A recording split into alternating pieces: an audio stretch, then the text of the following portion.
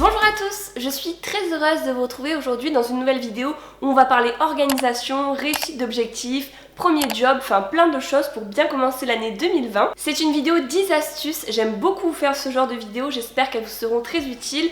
Cette vidéo s'adresse, c'est vrai, plus particulièrement aux personnes qui cherchent leur premier job, mais également aux personnes qui ont déjà un travail, qui sont dans les études, ou tout simplement voilà, qui travaillent. Donc moi je les applique par exemple aussi à moi-même. Je remercie tout particulièrement le Crédit Agricole qui sponsorise cette vidéo et qui accompagne les jeunes dans leurs projets avec la campagne Osez réaliser vos projets et le site Squad by Crédit Agricole, donc by CA, que je vous mets dans la description de la vidéo, n'hésitez pas à aller checker ça. Il y a des conseils pour réussir vos projets, des conseils d'entrepreneurs, des conseils pour vos voyages, étudier à l'étranger, vous loger, etc. Moi cette vidéo c'est plus pour vous parler donc d'organisation, de premier job. Et maintenant c'est parti, on passe aux astuces. La première astuce pour réaliser vos objectifs, c'est justement d'avoir des objectifs SMART. Donc SMART ça veut dire S comme spécifique, ces objectifs ils doivent être clairs, précis, vous devez exactement savoir ce que c'est. M comme mesurable, donc par exemple si vous voulez contacter des entreprises ou postuler, vous devez vous fixer un objectif, par exemple aujourd'hui je contacte 5 entreprises, donc vraiment voilà mesurable mais également dans le temps, par exemple se dire je le fais aujourd'hui avant 20h, je contacte 5 entreprises, ça c'est un objectif mesurable. A comme ambitieux, l'objectif doit être atteignable mais aussi doit apporter du challenge qui soit pas trop facile pour vous motiver à essayer de le réaliser. R comme réaliste, donc justement il doit être réalisable, vous devez en gros vraiment avoir les moyens de le réaliser. Et T comme temporel, ce n'est pas un objectif qui peut être repoussé à une date indéterminée. Deuxième astuce, c'est d'avoir les bons outils pour votre organisation et voici mes préférés. Côté application, j'aime beaucoup Trello que vous pouvez aussi utiliser sur l'ordinateur, vous n'êtes pas obligé de l'installer sur votre smartphone. C'est une application qui permet de faire des listes, mais c'est pas comme toutes les autres applications de listes, vous pouvez les trier par catégorie et vous avez juste à glisser votre objectif pour le changer d'une catégorie, par exemple à faire, fait, à faire aujourd'hui, etc. Moi je l'utilise depuis des années et je trouve que ça permet de voir vraiment très clair dans les choses qu'on a à faire. Et la deuxième application que je vous conseille, c'est l'application Evernote qui permet de prendre des notes du coup, mais qui est 100 fois plus pratique que l'application Notes de base du téléphone. Et bien sûr mon outil préféré reste l'agenda, donc pour noter toutes les dates importantes, les rendez-vous, les choses à faire. Moi j'en ai un papier, bon vous n'êtes pas obligé mais c'est vrai que j'aime bien.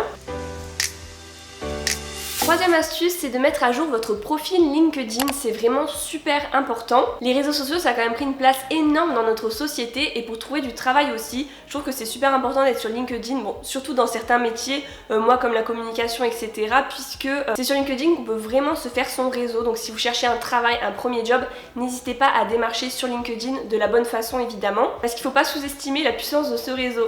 Donc d'abord, faites bien votre profil LinkedIn, faites quelque chose de professionnel, c'est pas Facebook, on peut pas raconter sa vie sur les posts, etc. Mettez vraiment une photo type CV, vous pouvez importer votre CV, mettre votre expérience et ensuite n'hésitez pas à ajouter des gens que vous connaissez dans vos relations. Quatrième astuce déjà, c'est de mettre à jour votre CV évidemment. Je sais pas pourquoi, moi j'ai toujours aimé refaire mon CV très régulièrement, j'aime trop faire ça. Je vais être un petit peu bizarre. Mon site préféré pour faire mon CV c'est Canva. Il y a plein de templates, vous pouvez modifier donc tout ce que vous voulez après sur le template, les couleurs, la disposition. Mais il y a vraiment des bases très jolies, pas trop originales quand même, il faut selon votre secteur, mais il y a quand même des choses assez simples, mais qui permettent quand même un peu de se différencier parmi toutes les candidatures. Cinquième astuce, c'est de faire des to-do list chaque jour. Donc voilà, ça fait vraiment très youtubeuse qui fait ses petites listes de choses à faire. Mais je parle pas forcément d'avoir un super carnet et tout. Juste prenez une feuille et notez-vous maximum 5 objectifs. 5 choses à faire dans la journée. Avant j'avais tendance à me mettre 20 trucs sur des to-do list et du coup quand je faisais pas tout j'étais un petit peu frustrée le soir en me couchant et tout. Donc l'astuce c'est de noter que 5 choses, comme ça vous avez quand même l'impression de progresser, vous vous motivez, ça vous aidera vraiment à réaliser vos objectifs et vous serez quand même plus satisfait je pense le soir. Et n'oubliez pas que chaque objectif sur la liste doit être SMART, donc des choses mesurables, par exemple aujourd'hui ajouter 10 contacts sur LinkedIn, postuler à 5 offres d'emploi, refaire mon CV, ça c'est le genre d'objectif qu'on peut se fixer sur une journée. Sixième astuce, c'est de passer du temps sur Pinterest.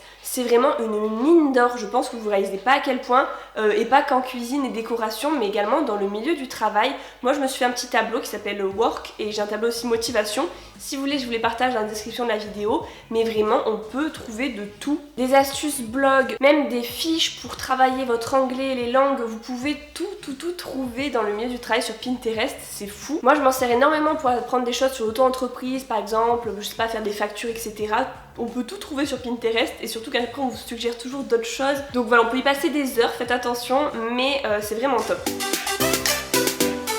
Septième astuce qui peut paraître assez bateau, mais je suis quand même obligée de le dire, c'est quand vous postulez à une offre d'emploi de soigner et de personnaliser votre candidature pour chaque offre. C'est vrai qu'aujourd'hui ça peut paraître logique parce qu'on voit ça partout, mais il y a encore des gens qui envoient exactement la même lettre de motivation à toutes les entreprises et c'est vraiment pas une chose à faire. Donc voilà, il vaut mieux envoyer, comme je le disais, 5 candidatures plutôt que 20 dans la journée, mais les 5 vraiment les travailler, s'intéresser à l'entreprise, faire des recherches pour personnaliser à fond votre lettre de motivation.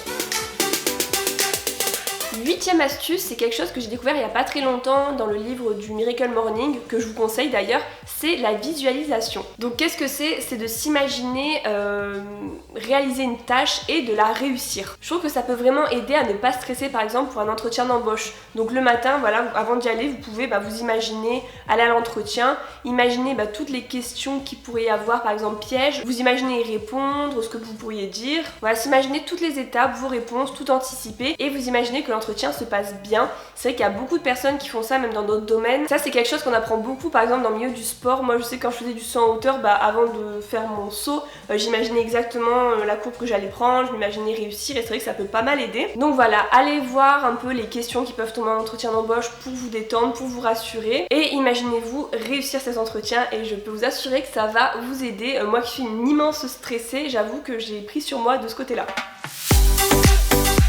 Et enfin, dernière astuce, la 10e, qui peut être aussi, qui peut paraître assez banale, un peu comme le fait de faire une lettre de candidature personnalisée, c'est tout simplement le jour J d'être ponctuel, d'être quand même soigné et d'envoyer tout simplement un mail de remerciement ou un appel juste après l'entretien pour remercier, pour montrer votre intérêt. Voilà, c'était les 10 astuces, j'espère qu'elles vous ont plu. N'hésitez pas à me dire dans les commentaires s'il y en a que vous appliquez déjà au quotidien et s'il y en a d'autres auxquelles je n'ai pas forcément pensé que vous utilisez et qui peuvent servir aux autres. J'espère en tout cas que cette vidéo un petit peu plus sérieuse, parce qu'on parle quand même de sujets sérieux, vous a plu. Moi en tout cas j'ai pris beaucoup de plaisir à vous la faire, à rechercher des astuces. Je vous retrouve très prochainement dans une nouvelle vidéo, je vous fais de gros bisous et à bientôt.